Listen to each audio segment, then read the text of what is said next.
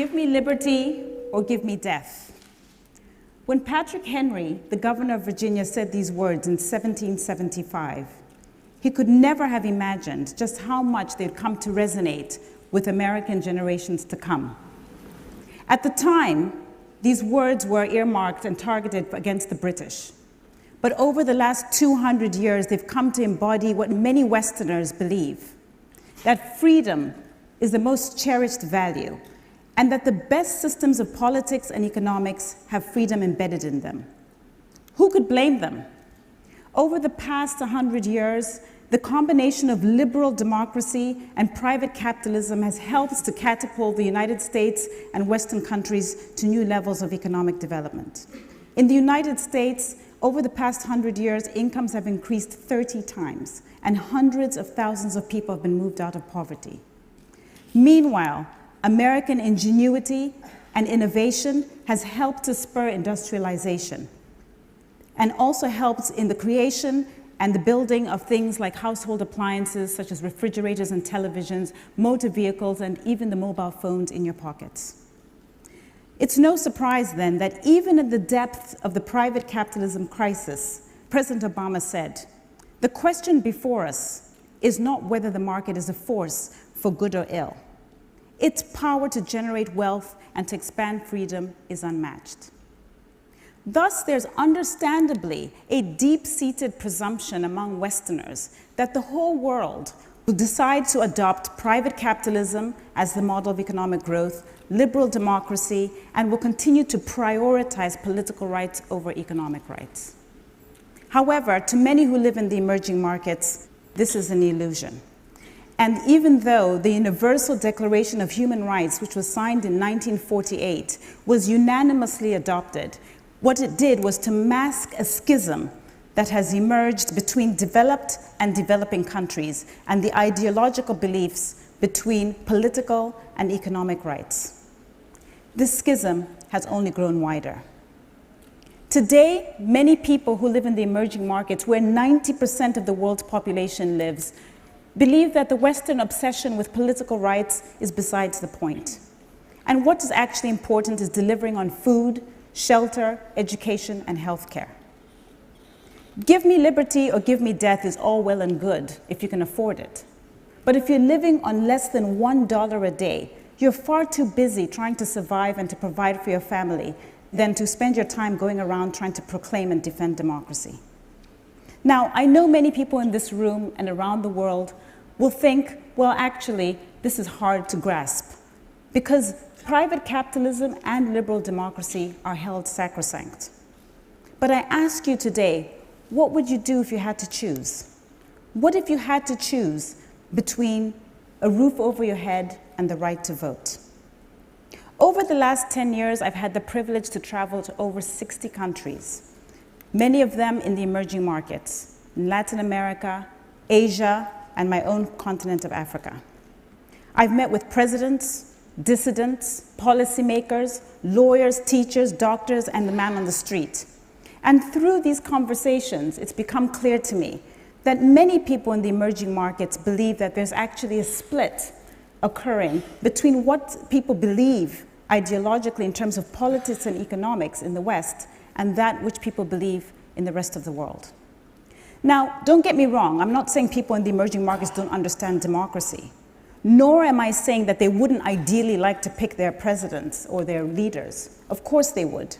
However, I am saying that on balance, they worry more about where their living standard improvements are going to come from and how it is their governments can deliver for them than whether or not the government was elected by democracy. The fact of the matter is that this has become a very poignant question because there's, for the first time in a long time, a real challenge to the Western ideological systems of politics and economics. And this is a system that is embodied by China. And rather than have private capitalism, they have state capitalism. Instead of liberal democracy, they have deprioritized the democratic system. And they have also decided to prioritize economic rights over political rights. I put it to you today that it is this system that is embodied by China that is gathering momentum amongst people in the emerging markets as the system to follow. because they believe increasingly that it is the system that will promise the best and fastest improvements in living standards in the shortest period of time. If you will indulge me, I will spend a few moments explaining to you first why economically they've come to this belief. First of all, it's China's economic performance over the past 30 years. She's been able to produce record economic growth and meaningfully move many people out of poverty. Specifically, putting a meaningful dent in poverty by moving over 300 million people out of indigence. It's not just in economics, but it's also in terms of living standards. We see that in China, 28% of people had secondary school access. Today, it's closer to 82%. So in its totality, economic improvement has been quite significant. Second, China has been able to meaningfully improve its income inequality without changing the political construct. Today, the United States and China are the two leading economies in the world. They have vastly different political systems and different economic systems, one with private capitalism, another with broadly with state capitalism. However, these two countries have the identical Gini coefficient, which is a measure of income inequality. Perhaps what is more disturbing is that China's income equality has been improving in recent times, whereas that of the United States has been declining. Thirdly, people in the emerging markets look at China's amazing and legendary infrastructure rollout. It's not just about China building roads and ports and railways in her own country. She's been able to build 85,000 kilometers of road network in China and surpass that of the United States. But even if you look to places like Africa, China has been able to help tar the distance of Cape Town to Cairo, which is 9,000 miles or 3 times the distance of New York to California. Now, this is something that people can see and point to. Perhaps it's no surprise that in a 2007 Pew survey, when surveyed, Africans in 10 countries said they thought that the Chinese were doing amazing things to improve their livelihoods by wide margins, by as much as 98%. Finally, China is also providing innovative solutions to age-old social problems that the world faces. If you travel to Mogadishu, Mexico City, or Mumbai, you find that dilapidated infrastructure and logistics continue to be a stumbling block to the delivery of medicine and healthcare in the rural areas. However, through a network of state-owned enterprises, the Chinese have been able to go into these rural areas using their companies to help deliver on these healthcare solutions. Ladies and gentlemen, it's no surprise that around the world, people are pointing at what China's doing and saying, I like that, I want that. I want to be able to do what China's doing. That's the system that seems to work. I'm here to also tell you that there are lots of shifts occurring around what China is doing in the democratic stance. In particular, there's growing doubts among people in the emerging markets when people now believe that democracy is no longer to be viewed as a prerequisite for economic growth. In fact, countries like Taiwan, Singapore, Chile, not just China, have shown that actually it's economic growth that is a prerequisite for democracy. In a recent study, the evidence has shown that income is the greatest determinant of how long a democracy can last. The study found that if your per capita income is about $1,000 a year, your democracy will last for about 8.5 years. If your per capita income is between $2,000 and $4,000 per year, then you're likely to only get 33 years of democracy. And only if your per capita income is above $6,000 a year will you have democracy come hell or high water. What this is telling us is that we need to first establish a middle class that is able to hold the government accountable. But perhaps it's also telling us that we should be worried about going around the world and shoehorning democracy, because ultimately we run the risk of ending up with illiberal democracies, democracies that in some sense could be worse than the authoritarian governments that they seek to replace. The evidence around illiberal democracies is quite depressing. Freedom House finds that although 50% of the world's countries today are democratic, 70% of those countries are illiberal in the sense that people don't have free speech or freedom of movement. But also, we're finding from Freedom House in a study that they published last year that freedom has been on the decline every year for the past 7 years. What this says is that for people like me who care about liberal democracy, is we've got to find a more sustainable way of ensuring that we have a sustainable form of democracy in a liberal way, and that has its roots in economics. But it also says that as China moves towards being the largest economy in the world, something that is expected to happen by experts in 2016, that this schism between the political and economic ideologies of the West and the rest is likely to widen. What might that world look like? Well, the world could look like more state involvement and state capitalism, greater protectionisms of nation states, but also, as I just pointed out a moment ago, ever declining political rights and individual rights. The question that is left for us in general is, what then should the West be doing? And I suggest that they have two options. The West can either compete or cooperate.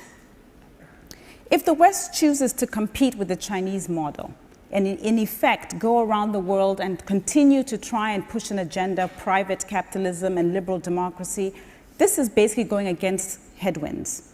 But it also would be a natural stance for the West to take, because in many ways it is the antithesis of the Western Chinese model of deprioritizing democracy and state capitalism. Now, the fact of the matter is, if the West decides to compete, it will create a wider schism. The other option is for the West to cooperate. And by cooperating, I mean giving the emerging markets countries the flexibility to figure out in an organic way what political and economic system works best for them. Now, I'm sure some of you in the room will be thinking, well, this is like ceding to China. And this is a way, in other words, for the West to take a back seat. But I put it to you that if the United States and European countries want to remain globally influential, they may have to consider cooperating in the short term in order to compete. And by that, they might have to focus more aggressively on economic outcomes to help create the middle class and therefore be able to hold government accountable and create the democracies that we really want. The fact of the matter is that instead of going around the world and haranguing countries for engaging with China, the West should be encouraging its own businesses to trade and invest in these regions. Instead of criticizing China for bad behavior, the West should be showing how it is that their own system of politics and economics is the superior one. And instead of shoehorning democracy around the world, perhaps the West should take a leaf out of its own history book and remember that it takes a lot of patience in order to develop the models and the systems that you have today. Indeed, the Supreme Court Justice Stephen Breyer reminds us that it took the United States nearly 170 years from the time that the Constitution was written for there to be equal rights in the United States. Some people would argue that today there is still no equal rights. In fact, there are groups who would argue that they still do not have equal rights under the law. At its very best, the Western model speaks for itself. It's the model that put food on the table, it's the refrigerators, it put a man on the moon. But the fact of the matter is, although people back in the day used to point at the Western countries and say, I want that, I like that, there's now a new person in town in the form of a country, China. Today, generations are looking at China and saying China can produce infrastructure, China can produce economic growth, and we like that. Because ultimately, the question before us and the question before 7 billion people on the planet is how can we create prosperity? People will care and will pivot towards the model of politics and economics in a very rational way, to those models that will ensure that they can have better living standards in the shortest period of time. As you leave here today, I'd like to leave you with a very personal message, which is what it is that I believe we should be doing as individuals. And this is really about being open-minded. Open-minded to the fact that our hopes and dreams of creating prosperity for people around the world, creating and meaningfully putting a dent in poverty for hundreds of millions of people has to be based in being open-minded, because these systems have good things and they have bad things. Just to illustrate, I went into my annals of myself. That's a picture of me. Oh. I was born and raised in Zambia in 1969. At the time of my birth, blacks were not issued birth certificates, and that law only changed in 1973. This is an affidavit from the Zambian government. I bring this to you to tell you that in 40 years, I've gone from not being recognized as a human being to standing in front of the illustrious TED crowd today to talk to you about my views. In this vein, we can increase economic growth. We can meaningfully put a dent in poverty. But also, it's going to require that we look at our assumptions and strictures that we've grown up with around democracy, around private capitalism, around what creates economic growth and reduces poverty and creates freedoms. We might have to tear those books up and start to look at other options and be open-minded to seek the truth. Ultimately, it's about transforming the world and making it a better place. Thank you very much.